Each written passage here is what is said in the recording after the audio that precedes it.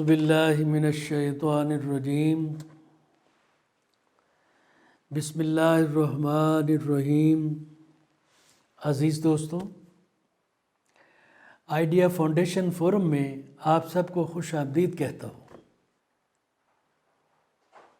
آج ہم تحقیقی موضوع مسلمانوں کے زوال کی 6 بڑی وجوہات کے تحت تیسرے ذیلی عنوان فکری جمود پر گفتگو کریں گے۔ ہم پچھلے 3 لیکچرز میں قرآنی ہدایات کی روشنی میں فکری ارتقاء کی ضرورت پر تبادلہ خیال کر چکے ہیں۔ یہ لیکچرز ہیں: قرآن کا پیغام برائے ترقی و جدت پسندی، لیکچر 50، علم اور مقصد تخلیق انسان، لیکچر 64، اور قرآن وسیلہ علم اور مقصد تخلیق انسان، لیکچر 66۔ قرآن حکیم ایک عظیم مذہب کا ایک جامع فریم ورک ہے جس نے انسانیت کو اپنے مقصد تخلیق کی تکمیل کے لیے ایک مکمل ضابطۂ حیات دیا ہے۔ یہ انسان کے ذاتی ڈومین، پرسنل لائف، مذہبی ذمہ داریوں اور سماجی و اقتصادی معاملات کا بڑی تفصیلات، وضاحت اور گہرائی کے ساتھ احاطہ کرتا ہے۔ یہ جامد و ساکت دنیا کے کلاسیکی نقطہ نظر کی نفی کرتے ہوئے، جو گریک ویو تھا جامد و ساکت دنیا کا، اس کی نفی کرتے ہوئے ایک متحرک زندگی اور کائنات کا فلسفہ دیتا ہے۔ ایک متحرک زندگی اور کائنات کا فلسفہ دیتا ہے۔ انسان کی تخلیق کے مقصد کی ایک جہت یہ ہے، جہت کیا ہے؟ ڈائمنشن، کہ قوانین فطرت پر عمل کرتے ہوئے مادی اور فکری وسائل کی نشو و نما میں مصروف رہنا۔ لہذا متحرک دنیا کا قرآنی فلسفہ ایک فروغ پذیر، ترقی پسند، پرامن اور انصاف پسند معاشرے کے لیے انسان کے ویژن کو فروغ دیتا ہے، جو بنی نوع انسان کو اس قابل بناتا ہے کہ وہ اپنی تخلیق کا مقصد پورا کر سکے۔ قرآن انسان کی نفسیات کو بخوبی جانتا ہے۔ قرآن ہے، اللہ کا کلام ہے۔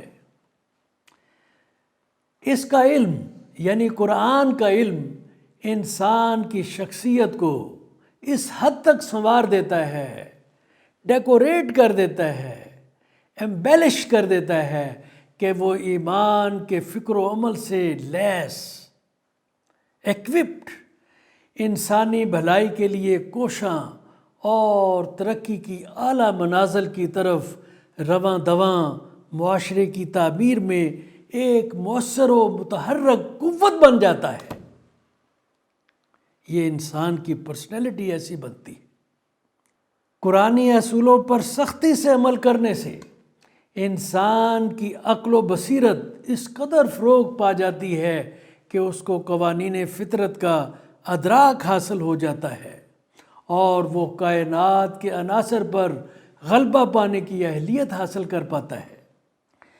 اللہ کی رضا سے وفاداری، allegiance to the will of God، ترقی کی منازل طے کرتے ہوئے انسانیت کی خدمت اور آخرت کے بہترین انعامات کی تمنا، سب مل کر امن، خوشحالی اور ہر قسم کی پریشانیوں اور خوف سے آزادی کی راہیں کھولتے ہیں، یہی در حقیقت انسان کو تفویض کردہ ترقی پسندانہ پروفائل تھا جو اللہ نے عطا کیا۔ یہی اصل میں پیغام قرآن کی روح ہے۔ لیکن بدقسمتی سے، انفارچونیٹلی، اسلام کی ابتدائی صدیوں میں عظمتوں کے زبردست سنگ میل قائم کرنے کے بعد مسلمانوں نے فکری نشو و نما کی لگن اور جد و جہد کھو دی۔ چنانچہ بعد کے ادوار میں فکری جمود نے مسلمانوں کے زوال میں نمایاں کردار ادا کیا۔ اب ہم اس بدلتی ہوئی صورتحال پر کچھ تفصیل سے بات کریں گے۔ عزیز دوستو، قرآن حکیم نے انسان کی زندگی میں فکری نشو و نما کی انتہائی ضرورت کو بہت سے پہلوؤں کے ساتھ منکشف کیا ہے۔ انسان کی تخلیق کے وقت اس کی شخصیت کا تصور زمین پر اللہ کے نائب کے طور پر کیا گیا تھا۔ اس ضمن میں آیات کے حوالہ جات سکرین پر دیے گئے ہیں۔ اس مشکل کام کو انجام دینے کے لیے اللہ تعالیٰ نے انسان کو اپنی فطرت پر پیدا کیا۔ اللہ نے اپنی فطرت پر انسان کو پیدا کیا اور اس سے اللہ کی فطرت پر قائم رہنے کی خواہش کی، یعنی انسان سے اپنی فطرت پر، اللہ کی فطرت پر قائم رہنے کی خواہش کی، جس کا مطلب ہے کہ انسان سے چاہا گیا ہے کہ وہ اللہ کے کردار، اس کی صفات کی تقلید کرے۔ اللہ کی زیادہ تر صفات اس کی تخلیقی وسعت پذیر، ایکسپینڈنگ، بڑھتی ہوئی اور جدت و اختراع پسند، انوویٹو فطرت کی نشاندہی کرتی ہیں۔ انسان کو اللہ کی صفات کی اچھی طرح تقلید کرنے کے قابل بنانے کے لیے اسے جسم و دماغ کی حیرت انگیز صلاحیتوں، علم، روحانی بصیرت اور الوہی رہنمائی یعنی قرآن حکیم جیسی نعمتوں سے نوازا گیا۔ اسے زمین اور سمندر میں پھلنے پھولنے اور فروغ و ترقی کا اختیار دیا گیا۔ وَحَمَلْنَاهُمْ فِي الْبَرِّ وَالْبَحْرِ، اس آیت میں لفظ حملہ قرآن مجید میں تقریباً 64 مرتبہ استعمال ہوا ہے، اور اس کے معنی ہیں اٹھانا، ریز، افزائش کرنا، بڑھانا، آگے بڑھنا، فروغ دینا، انوویشن، کریشن، یعنی زمین و سمندر کے وسائل کو فروغ دینا۔ اس کے علاوہ انسان کو کائنات کے وسائل پر کنٹرول دیا گیا ہے، جیسا کہ سورہ لقمان کی آیت 20 میں انکشاف کیا گیا ہے، تاکہ وہ اللہ کی تخلیق اور جدت کار فطرت کو بروئے کار لا کر بنی نوع انسان کے فائدے کے لیے اپنے ماحول کو بہتر سے بہتر بنائے۔ لہٰذا انسان کی فطرت اور اس کو تفویض کیا گیا نیابت کا کردار اسے اس بات پر شدت سے زور دیتا ہے وہ بھی شدت سے کہ وہ ترقی اور جدت کے اصولوں پر عمل پیرا ہو کر اپنی اس ذمہ داری کو پورا کرے جس کا سورہ الروم میں حکم دیا گیا ہے۔ سورہ الروم کی آیت 30 کا ترجمہ ہے، انسان کو اللہ کی فطرت پر قائم رہنا چاہیے جس پر اس نے تمام لوگوں کو پیدا کیا ہے۔ قرآن حکیم نے انسانیت کے فائدے کے لیے قدرت کے وسائل پر انسان کی حکمرانی کو بڑھانے کے لیے اس کے مشاہدے، غور و فکر، استدلال اور مراقبے کی صلاحیتوں کو استعمال کرنے میں اس کی بھرپور رہنمائی کی ہے۔ اس سلسلے میں کچھ قرآنی حوالہ جات اسکرین پر دکھائے گئے ہیں۔ دلچسپی رکھنے والے دوستوں سے گزارش ہے کہ اسلام میں فکری ارتقاء کی اہمیت کو جاننے کے لیے ان کا مطالعہ کریں۔ عزیز دوستو، ان عظیم قرآنی ترغیبات و احکامات کے نتیجے میں مسلمانوں نے اسلام کی ابتدائی صدیوں میں فکری و علمی تحقیق کے کئی شعبوں میں تاریخی کامیابیاں حاصل کی۔ علم و تحقیق کی یہ جستجو اپنے نقطۂ عروج کو پہنچتی ہے جب بازنطینی اور فارسی سلطنتوں کی فتح کے بعد مسلمانوں کو جندیشہ پور، ہیران اور اسکندریہ کے عظیم یونانی تعلیمی مراکز تک رسائی حاصل ہوئی۔ ابتدائی دور میں مسلم حکمرانوں نے اپنے نمائندوں کو دنیا کے دیگر معروف تعلیمی مراکز میں یونانی اور لاطینی ماخذ کے سائنسی اور فلسفیانہ کاموں کو جمع کرنے کے لیے بھیجا، اور ان میں سے بہت سے کاموں کا عربی زبان میں ترجمہ کرایا گیا۔ اس طرح کے بڑھتے ہوئے فکری و علمی رجحان کی بدولت اعلیٰ تحقیق اور علم و دانش کے کئی اداروں کا قیام عمل میں آیا، جنہوں نے مسلم دنیا میں فکری انقلاب برپا کر دیا۔ قرآنی علم کی بنیاد پر مسلم فکر کے ذریعے متعارف کرایا جانے والا سب سے اہم رجحان ایک جامد و ساکت کائنات کے یونانی کلاسیکی نظریہ کے خلاف کائنات کی پھیلتی اور بڑھتی ہوئی فطرت کا نظریہ تھا۔ یہ اینٹی کلاسک نقطہ نظر مادیت پرستی اور جبریت کے نظریات کی نفی کرتا ہے، جس سے بنی نوع انسان کو فروغ و افزائش، ترقی و خوشحالی اور آزادی و روشن خیالی، خاص کر فکری آزادی کے محرکات کو تقویت ملتی ہے۔ کشادہ دلی کی اس ذہنیت نے مسلم سائنسدانوں کو ماضی اور مستقبل کے علوم کے درمیان ایک پل کا مقام دیا ہے، bridge between the past and the future. تو عزیز دوستو، مسلم اسکالرز کی خدمات سائنس اور ٹیکنالوجی کے تمام شعبوں میں قابل ذکر رہی ہے، تاہم ریاضی، طبیعیات، کیمسٹری، طب، بحری نقشہ سازی، جغرافیہ، فلکیات، علم نجوم وغیرہ میں ان کی ایجادات اور تحقیقی کاموں نے نشاط ثانیہ کے دور کے مغربی محققین کے لیے بنیاد فراہم کی ہے، فاؤنڈیشن۔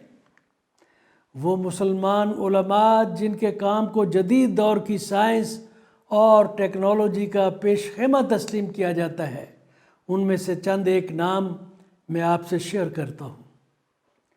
ابو القاسم الزہروی، جابر ابن سنان البطانی، ابو علی ابن سینا، ابن زکریا الرازی، ابن رشد، ابن اسحاق الکندی، ابن الحسم، ابن علی القبیسی اور ابن ابل علا زہر، اور بہت سے نام ہیں۔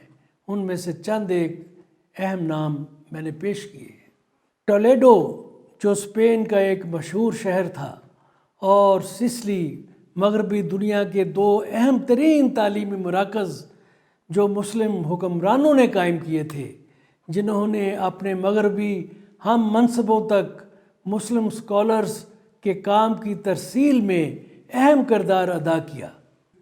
مترجم اور اساتذہ مسلمان اور یہودی تھے جو عربی، عبرانی، ہسپانوی اور لاطینی زبانیں جانتے تھے، بلکہ ان زبانوں کے ماہرین تھے۔ علم کی اس بڑے پیمانے پر منتقلی کو ڈاکٹر رابرٹ بریفالڈ نے اپنی کتاب دی میکنگ آف ہیومینٹی میں ان الفاظ میں نوٹ کیا ہے، سنیے۔ سائنس یورپ میں تحقیقات کے نئے جذبے، تحقیقات کے نئے طریقوں اور تجربہ، مشاہدہ، پیمائش اور ریاضی کی ترقی کی ایسی اشکال و اصول جو یونانیوں کو معلوم نہیں تھے کے نتیجے میں پیدا ہوئی، اور علم و ہنر کی اس روح اور ان طریقوں کو عربوں نے یورپی دنیا میں متعارف کرایا تھا۔ کیا سچا انالیسز ہے۔ تو عزیز دوستو، مسلم دنیا میں فکری عظمت و کمال کا سنہری دور بنی امیہ اور عباسی خاندان کی پہلی 2 صدیوں کے حکمرانوں کا مرہون منت ہے، جو خود بھی صاحب علم تھے، اور انہوں نے ذوق و شوق سے علم کی سرپرستی بھی کی۔ سیاسی استحکام کے اس دور میں فکری جذبے سے سرشار حکمرانوں نے آزادی فکر اور سرپرستی کا ایسا ماحول فراہم کیا جس نے علم و تحقیق کو اداروں کی شکل میں منظم کر دیا، یعنی یہ انفرادی کاوش سے آگے جا کر اداروں کی شکل اختیار کر گیا، جیسا کہ پہلے ذکر کیا گیا ہے۔ اس دور میں علم اور طاقت کو اکٹھے عروج ملتا گیا، یہاں تک کہ تخریبی قوتیں خلافت عباسیہ پر غالب آنا شروع ہو گئیں، خاص طور پر 10ویں صدی عیسوی کے اختتام سے، جب خلافت عباسیہ کافی حد تک مجروح ہو چکی تھی، زخمی ہو چکی تھی، گر چکی تھی۔ چند اہم واقعات پیش کرتا ہوں جن کے مطالعہ سے بعد کے ادوار میں مسلم طاقت کے زوال اور فکری جمود کے ذمہ دار عوامل کو سمجھنے میں مدد ملے گی۔ پہلا ہے، عباسیوں نے 750 عیسوی میں غیر عرب مسلمانوں، جن کو موالی کہتے تھے، ان کی حمایت سے اموی خاندان کی حکومت کا خاتمہ کر دیا، جن میں زیادہ تر فارسی نژاد شیعہ مسلمان تھے، یعنی عباسیوں کی حمایت کرنے والے شیعہ مسلمان تھے جن کا تعلق فارس کے ساتھ تھا، ایران کے ساتھ تھا۔ دو، سنی فرقے کے لیے عباسیوں کی حمایت نے، ابتدا میں عباسی شیعہ فرقے کی حمایت میں تھے، بعد میں جب انہوں نے سنی فرقے کے لیے عباسیوں کی حمایت شروع ہوئی تو غیر عرب شیعہ حامیوں میں شکایات پیدا ہو گئی، جو عباسی خلافت کی تقسیم کا باعث بنی۔ متوازی فاطمی شیعہ خلافت 909 میں قائم ہوئی، جو مراکش، الجزائر، تیونس، لیبیا، مصر اور فلسطین تک پھیل گئی۔ ان تفرقوں نے دونوں خلافتوں کے درمیان طویل عرصے تک قائم رہنے والی باہمی دشمنی اور تباہی کو جنم دیا، جس کی وجہ سے نہ صرف مسلم معاشرے کی سیاسی و فکری تنزلی ہوئی، بلکہ عباسی اور فاطمی دونوں خلافتیں معدوم ہو گئیں۔ فارسی افسر شاہی، جس کو بیوروکریسی کہتے ہیں، نے آہستہ آہستہ عرب اشرافیہ ارسٹوکریسی کی جگہ لے لی۔ عباسیوں نے وزیر اور امیر کے نئے عہدے قائم کیے، جن کو بہت زیادہ اختیارات دے دیے گئے، جس نے مرکزی اتھارٹی کو، یعنی خلیفہ کی مرکزی اتھارٹی کو اتنا کمزور کر دیا کہ 1000 عیسوی تک عباسی خلیفہ عملی طور پر باید شیعہ امیر کی حفاظت میں تھا، جس کی امارت میں پورے عراق کے علاوہ مغربی ایران بھی شامل تھا۔ 4، عباسیوں کے سابقہ شیعہ حامی شمالی فارس میں خراسان کے ارد گرد ایک علیحدہ مملکت بنانے کے لیے الگ ہو گئے۔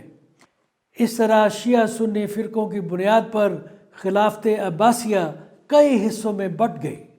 عزیز دوستو، اگر ہم ان حقائق کا، یہ جو 4 حقائق بیان کیے گئے ہیں، باریک بینی اور سنجیدگی سے تجزیہ کریں تو ہم یہ دیکھ سکتے ہیں کہ یہ واقعات جمل اور صفین کی لڑائیوں کے دنوں سے نمودار ہونے والے پرانے رومن پرشین عرب سنڈروم سے پیدا ہونے والی سماجی و سیاسی تقسیم ہی کا تسلسل ہے۔ معصوم عوام کو دھوکہ دینے کے لیے اس سماجی و سیاسی تقسیم کو بدنیتی اور بددیانتی سے مذہبی تقسیم یا فرقہ وارانہ تقسیم یا فرقہ واریت کا لبادہ پہنا دیا گیا ہے۔ ظالم آمرانہ حکمران اشرافیہ قرآنی تعلیمات کی کرشماتی روح سے واقف تھے، جس نے ماضی میں سماجی تفاوت اور معاشی ناہمواریوں کے خلاف لڑنے، اشرافیہ کے امتیازات اور امراءات کو ختم کرنے اور غلاموں، عورتوں، یتیموں کو مکمل شہری حقوق دینے میں مسلمانوں کی رہنمائی کی تھی۔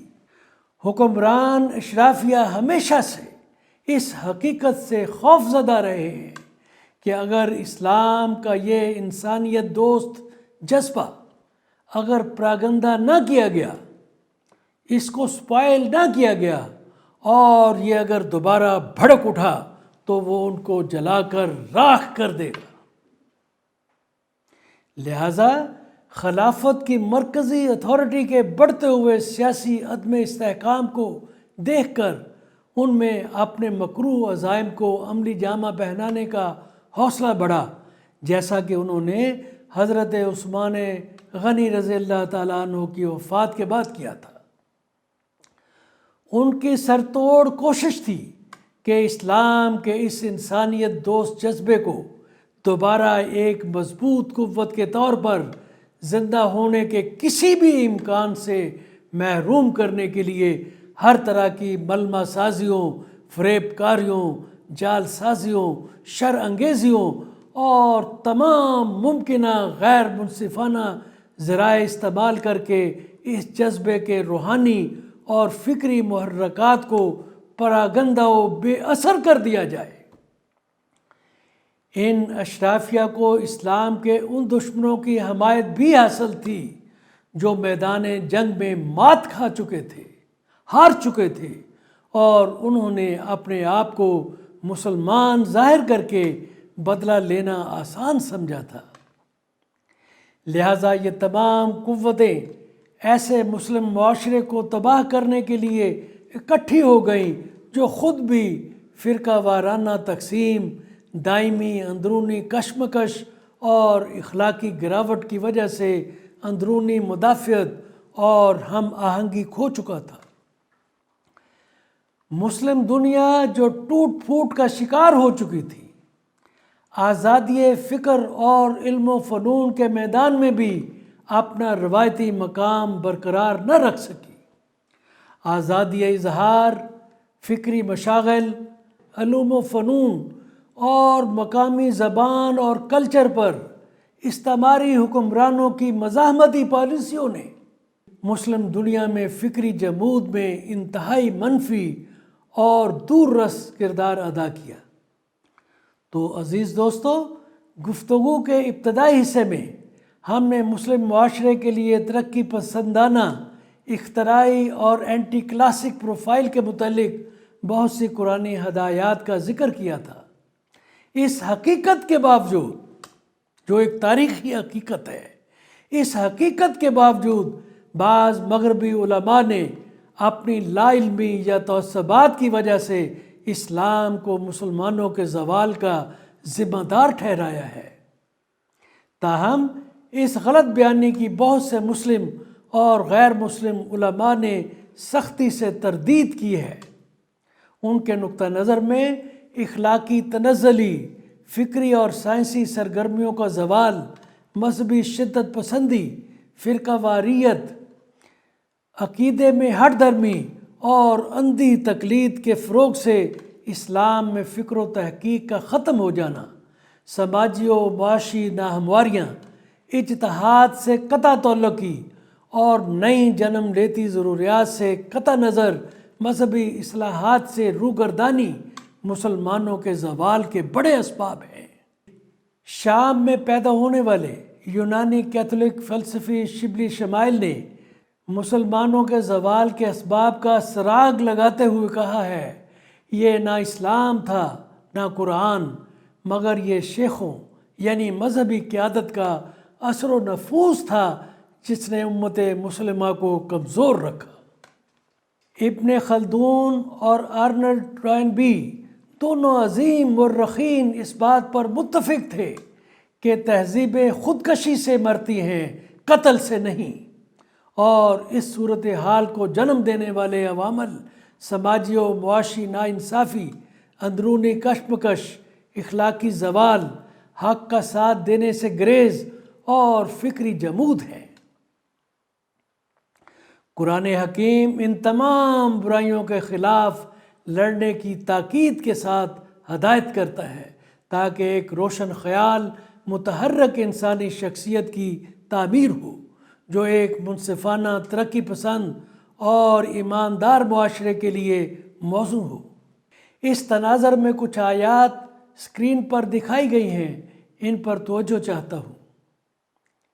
عزیز دوستو، اب انتخاب ہمارے ہاتھ میں ہے چوائس از ود اس کہ آیا ایک منصف، فلاحی اور ترقی پسند مسلم معاشرہ کے طور پر قرآن و سنت کی زندہ قوت کی پیروی کرتے ہوئے عالمی سطح پر عظمت و کمال کی بلندیوں تک دسترس حاصل کرنا ہے، یا فرقہ وارانہ تقسیم، تقلید اور سماجی فکری جمود کا شکار رہتے ہوئے تاریخ کے سیاہ و سرد اندھیر نگری میں ہمیشہ کے لیے مفقود و معدوم ہو جانا ہے۔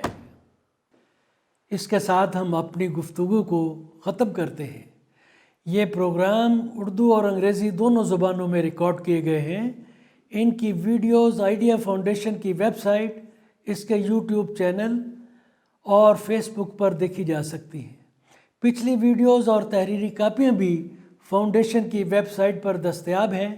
پڑھنے کے شوقین خواتین و حضرات ان سے استفادہ کر سکتے ہیں۔ آج کا لیکچر نمبر 132 ہے۔ برائے کرم اس پروگرام کا کوڈ نمبر نوٹ فرما لیں، idea 1BR27، web site www.ideafoundation.com.pk۔ تمام دوستوں سے گزارش ہے کہ اس نیک مقصد کے حصول میں اپنا حصہ ڈالنے کے لیے فاؤنڈیشن کے یوٹیوب ویب چینل کو ضرور سبسکرائب کریں۔ آپ کی شرکت کا شکریہ۔ اللہ حافظ۔